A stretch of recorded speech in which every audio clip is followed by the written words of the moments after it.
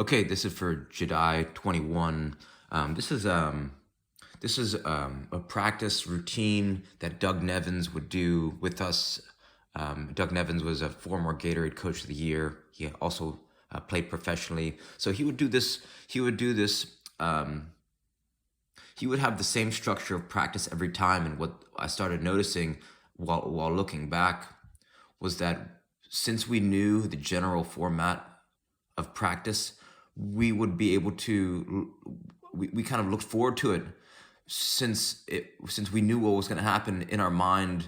We could almost it laid down a pattern. It was like a pattern of what he was doing. So I really liked it because there's some you could change how the right because you could change possession and you could change the angle from which you're finishing on goal. And then plus playing to big goals, there was always, every single game you play is different from the game before, even though it's the same game.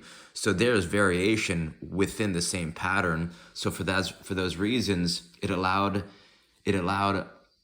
still kept it exciting, even though it was the same practice, right? He ran the same practice every time. So I think this is something to take away because, your question is, what are some new drills I could do, or what are some different things? But the interesting thing that I think the reason why he did such a great job running practice because he didn't have to come up with new drills. So most of the excitement was focusing on, he was probably the most energetic person at practice.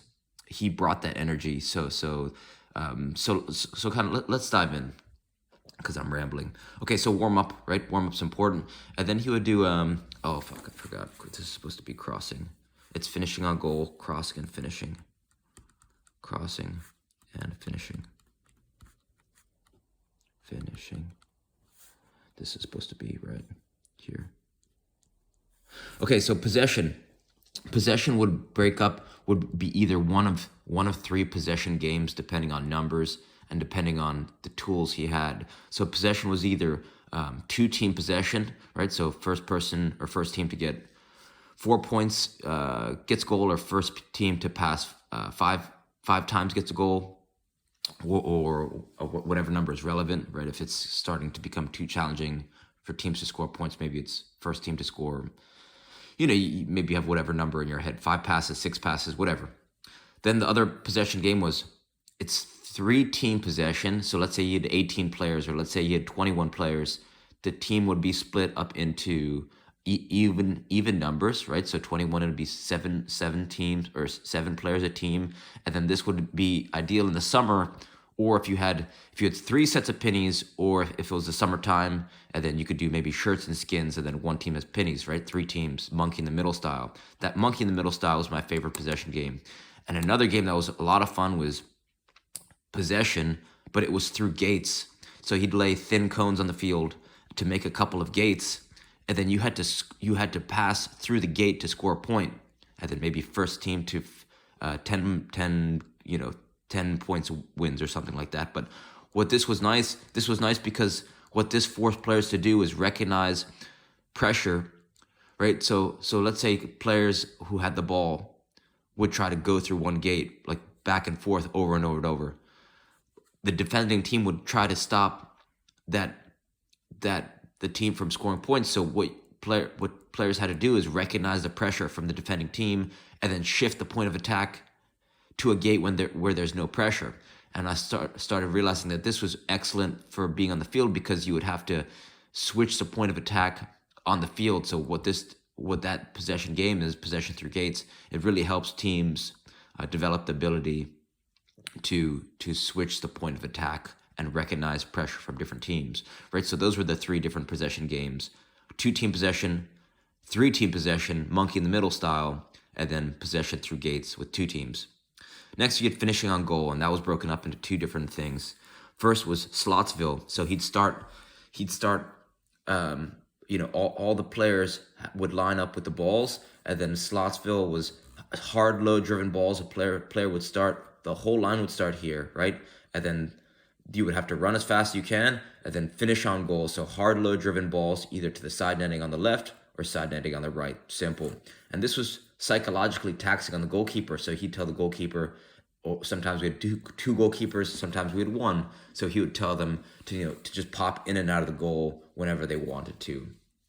Then the next thing, so right, he did Slotsville, right, low hard driven balls for maybe 5 to 10 minutes, and then it was Volleysville. So Doug would stand right here, and players would hand him the ball. Then Doug would be facing the goal, and the players would be facing this way. So he'd throw the ball over their head, and then once he threw the ball, players would spin around, and then one touch volley on goal, right? So that's Volleysville. And we did maybe 5 minutes of that. So 15 minutes total, right? Next was crossing and finishing. So then it's, right, so you go right into this. We didn't stop for breaks at all, anytime. And keep in mind, this is U18 men's team, and we were actually ranked one in the nation in 2008. So this is a high level boys men's team out of New Jersey. Okay, so now players are at this cone, this cone, this cone, and this cone, and balls are on the outside, right to the serving lines. So you had balls here, and you had balls here. So we would alternate the sides, right? Alternate serving lines. So let's say this line would go. So one player would kind of take a few touches, kind of a curved run, and then serve the ball in. This is the attacking line. So this person would make a diagonal run, and this person would make a diagonal run and just finish on goal. And then this line would go, right? Simple as that, crossing and finishing. Then all the lines would rotate. And then sometimes if there was no backstop, right? If there's no backstop at the goal, sometimes you need to reset 2 or 3 times during this drill to gather all the balls and then bring them back into the serving lines. So next time this line would go, kind of curved run, serve the ball in,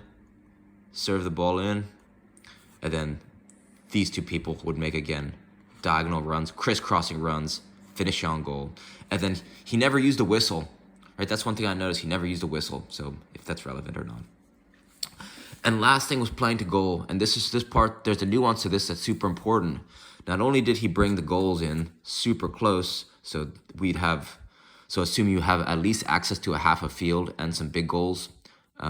If you don't have big goals, you could do 2 small goals or 2 puck goals. You could do 2 puck goals here and 1 puck goal here. Or assuming you do have a big goal, you bring it in close, right? The field is super close because what he would do is, that's cones. It's cones. He would split the team up into 3. The whole team would be split up into 3 teams, right? So the team that was sitting out would be on the outsides as bumper players. So you could have a bumper player here, bumper player here, bumper player here, bumper here, and each player on the outside would have 1 touch, 1 bumper here. And then, so what this does, the reason you want 3 different teams is because if you only have 2 teams, then if someone scores on the other team, there's nothing gained and nothing lost. When you split the team up into 3, what happens is now it raises the intensity and the competitive level, because now if players get off because they get scored on, most players who love playing don't ever want to leave the field, right? They always want to, play. So what started happening is, players were playing lights out, and it would really make it a lot of fun. So then the players on the outside, they have 1 touch, and this keeps the team on the outside engaged, and they're super engaged because if they have 1 touch as neutral players, they want to get back on the field. So they're locked in, they're tuned in, because if they make poor passes, then it's going to take them longer to get on the field.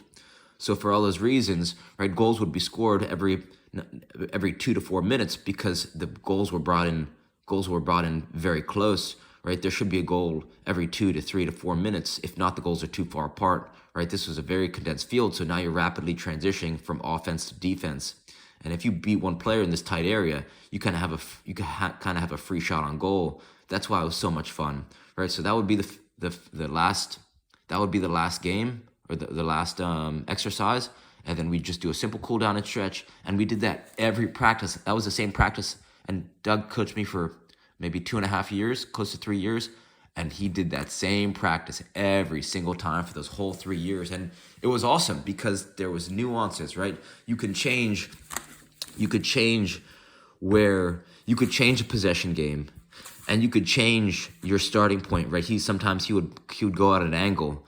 He would put the where you start from finishing on goal a little bit diagonal left, and sometimes we'd go finishing on goal a little bit diagonal right, and then crossing and finishing. There wasn't really any change in crossing and finishing, but playing to big goals, there's always, each small-sided game is always different in terms of what happens during the game. So for all those reasons, that was just, I loved his practice training sessions. So if this is something that you can apply with your team, hopefully it brings you joy, and hopefully it helps. All right, thank you.